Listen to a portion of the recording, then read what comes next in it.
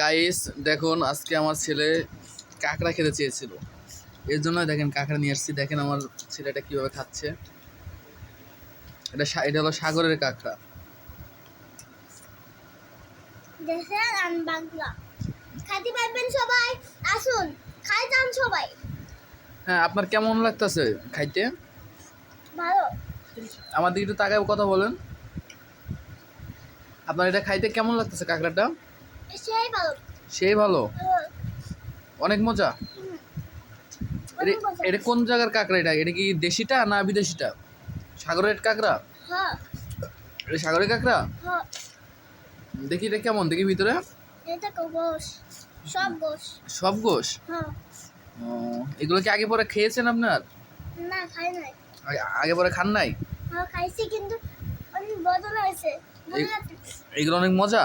হ্যাঁ। ও, এটা কি আপনার কি বিদেশি কাঁকড়া? না। দেখেন গায়েস, কত সুন্দর কাঁকড়া। এত সুন্দর সুন্দর কাঁকড়া এখন মনে করেন বাংলাদেশে পাওয়া যাচ্ছে। এই দেখেন, হ্যাঁ এইসব নদীতেও আছে। দেখছেন, এগুলো সব নদীর কাঁকড়া। এখন আজকে আমার ছেলে খেতে চেয়েছে বিদায় আমি নিয়ে আসছি।